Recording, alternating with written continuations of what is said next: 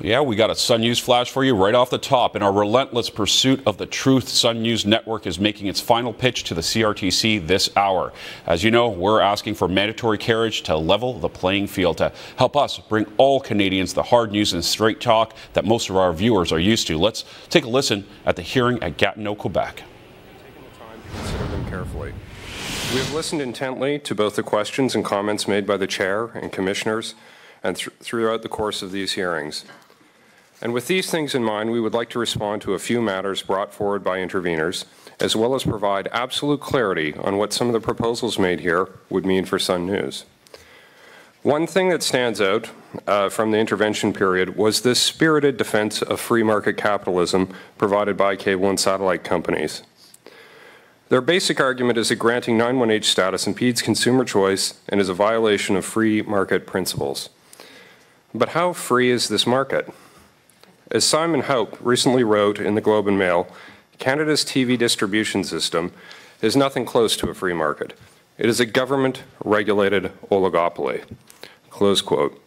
In Canada, our cable and satellite providers operate in a realm protected from foreign competition, and in which foreign ownership is severely restricted. Allowing foreign competitors like Comcast and Time Warner into the market would be consistent with free market principles and would clearly improve choice for consumers. But that is not the law. In Canada, our law puts Canadian cable companies first. And the quid pro quo is they're required to put Canadian TV first. So to the throng of cable company lobbyists who want a free market system, I say, you first. And how free is the news genre in Canada? While there are many local and international news options available to Canadians, there are only 3 English-language national all-news channels in Canada. One of these 3 competitors, the CBC, gets 55% of its ratings from main network programming, produced with the help of a $1 billion per year taxpayer subsidy. The CBC News Network also receives a carriage fee of 63 cents a subscriber, double the national average and more than 6 times that given to Sun News, meaning that cable and satellite subscribers get to pay twice for the national, pay twice for the nature of things, twice for marketplace, and twice for the Fifth Estate. Once on their cable bill and once on their tax return. And regardless if they like or agree with or watch the CBC, they pay, and payment is mandatory. Some will say the CBC is different, and that may be. But clearly giving one of 3 competitors in a market $1 billion a year creates a massive distortion. We believe Sun News would thrive in a true free market, but we don't have one.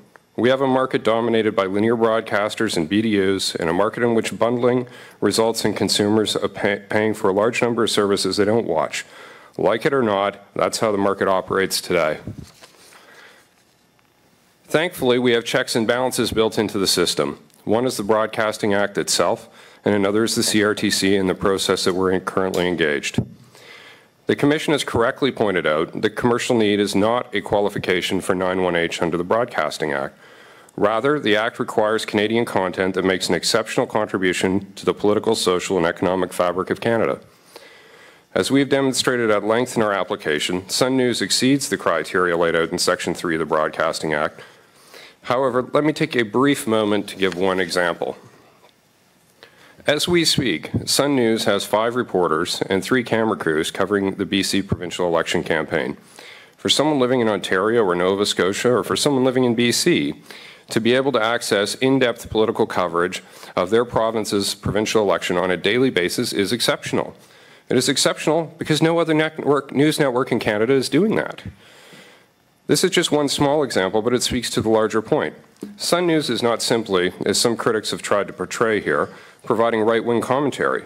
The vast majority of our broadcast day is dedicated to providing hard news reporting like that we're describing in British Columbia. And I think we're doing a pretty good job. The head of the BC Legislative Press Gallery, Rob Shaw, recently called Sun News' coverage of the BC election campaign the best on TV. But back to our main application. Sun News did not participate in this process with a request for a must-offer license. Rather, we have put in a request for a 918 order for mandatory distribution as a part of digital and analog basic. We've noted the chair has asked many interveners on their view of mandatory offering as opposed to mandatory carriage. This is in essence the granting of a Category A license as opposed to a 91H order. As we have detailed in our filings, the challenge with BDUs goes far beyond them offering the channel. It is also about where they are offering it, in how many homes is it actually being carried, and at what price. When it comes to distribution, Sun News needs to be treated in a manner that is similar to other Canadian English language all news channels, and in a manner that is similar to the Atlanta-based CNN. With respect to price, Sun News is currently receiving an average distribution fee of 9.7 cents per subscriber.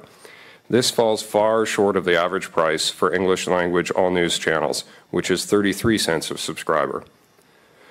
A must-offer order would not compel BDUs to increase the price they currently pay for Sun News.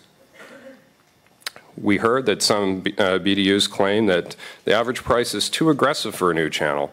Fine.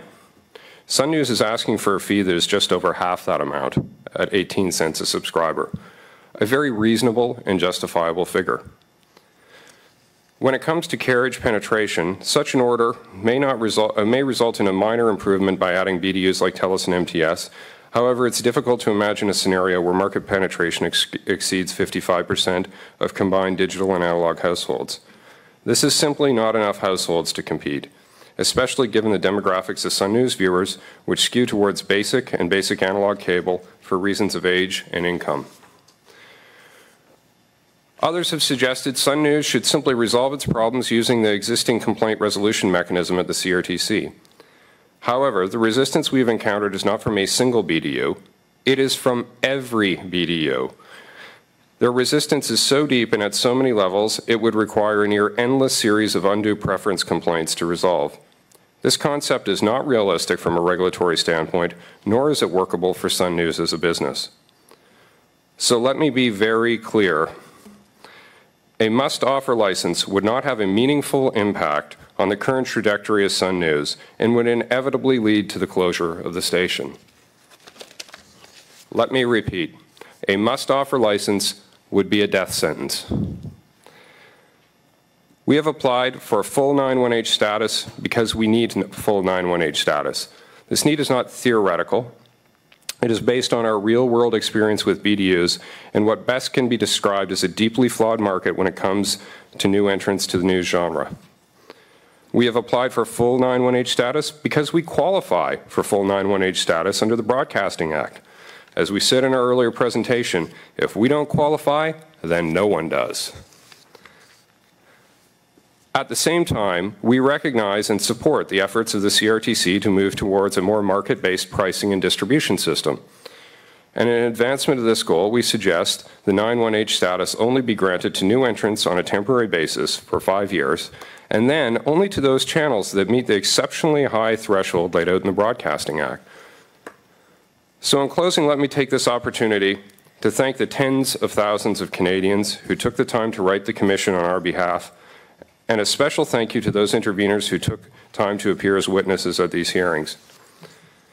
And thank you, Mr. Chair, Mr. Vice Chair, Commissioners, and all the people behind the CRTC for your time and your professionalism throughout this process. Godspeed with your deliberations, and we hope you find merit in our application. We hope you put Canadian TV first. Thank you.